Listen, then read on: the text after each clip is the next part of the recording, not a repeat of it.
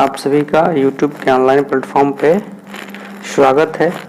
आप सभी के लिए आज मैं बीएड पेपर थर्ड का अधिगमकर्ता और उसके मनोविज्ञान पेपर से संबंधित एक एग्जामिनेशन को ध्यान में रखते हुए एक मैं नोट्स लेकर उपस्थित हुआ हूँ, जो है स्मृति, जो कि एक आपके पेपर का बहुत ही मुख्य पार्ट है।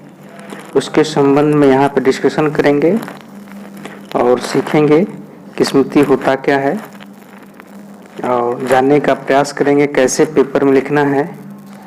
ये नोट्स जिन छात्रों के पास अपना नोट्स नहीं है, इसे नोट्स भी तैयार कर सकते हैं और पेपर के लिए तैयारी कर सकते हैं। आइए देखते हैं स्मृति इसमें क्या है। स्मृति एक मानसिक क्रिया है। स्मृति का आधार अर्जित अनुभव है। इसका पुनः उत्पादन परिस्थिति के अनुसार होता है। इसमें व्यक्ति धारण की गई विषय वस्तु का पुनः स्मरण करके चेतना में लाकर उसका प्रयोग करता है। किसी विषय वस्तु के धारण के लिए सर्वप्रथम विषय वस्तु का सीखना आवश्यक है। अधिगम के बिना धारण संभव नहीं है। धारण के बिना स्मरण संभव नहीं है। अधिगम के फलस्वरूप प्राणी में कुछ परिवर्तन होते हैं, जिन्हें स्मृति चिन्ह कहते हैं। यह स्मृति चिन्ह तब तक निष्क्रिय मस्तिष्क में पड़े रहते हैं जब तक कोई बाहरी उद्दीपक उन्हें जागृत नहीं करता। यानी इसका सीधा सीधा अर्थ ये है कि स्मृति एक मानसिक क्रिया है। जो स्मृति का आधार है वो हमारा अनुभव है, जो हम अनुभव अपने कार्यों के द्वारा लेते हैं और उनकी हमारी एक रूपरेखा, यानी हम अनुभवों को अपने मस्तिष्क में स्मृति चिन्हों के रूप में सजो के रखते हैं। और जब कोई हमारे सामने बाहरी उद्दीपक आता है तो उस समय हमने जो पूर्व में सीखा है उसका हम स्मरण कर लेते हैं, चेतना में लाने प्रयोग करते हैं। सीखी गई वस्तु को चेतना ही क्या है, स्मृति है। आइए देखते हैं इसकी कुछ परिभाषाएं हैं। लिखा हुआ है, जैसे वुडवर्थ के अनुसार परिभाषा दी गई है, पूर्व में सीखे गए ज्ञान का प्रत्यक्ष उपयोग ही स्मृति है। ये कितनी अच्छी परिभाषा और स्पष्ट परिभाषा है। वुडवर्थ कहते हैं कि हमने जो पूर्व में सीखा है, हमने जो अनुभव पूर्व के कार्यों से हमने जो अनुभव प्राप्त किया है, जो ज्ञान हमने सीखा है, उसका प्रत्यक्ष उपयोग करना ही स्मृति है। मैकडूगल के अनुसार दूसरी परिभाषा है, स्मृति से तात्पर्य अतीत की घटनाओं की कल्पना करना है और इन तत्वों को पहचान लेना है कि यह अतीत के तत्व हैं, स्मृति है। तीसरी परिभाषा है रायबर्न के अनुसार अपने अनुभवों को संचित रखने और उनको प्राप्त करने के कुछ समय बाद चेतना के क्षेत्र में लाने की जो शक्ति हमें होती है उसी को स्मृति कहते हैं। रायबर्न के अनुसार अपने अनुभवों को संचित रखने और उनको प्राप्त करने के कुछ समय बाद चेतना के क्षेत्र में लाने की जो शक्ति हम में होती है उसी को स्मृति कहते हैं। स्मृति के प्रकार, टाइप ऑफ मेमोरी। आइए देखते हैं इसमें क्या होता है। देखिए, इसमें पहला प्रकार दिया गया स्थायी स्मृति। सीखी गई बातों को लंबे समय उपरांत बताने की क्षमता स्थायी स्मृति है। दूसरा है अस्थायी स्मृति। इसको लघु अवधि स्मृति भी कहते हैं।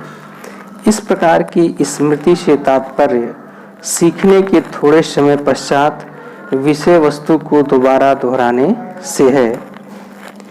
तीसरा है तात्कालिक स्मृति। तात्कालिक स्मृति को सांवेदिक स्मृति भी कहते हैं।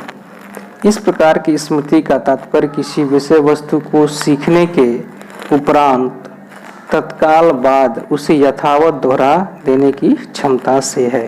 क्योंकि तात्कालिक स्मृति यानी जब हम किसी वस्तु को जब सीखते हैं,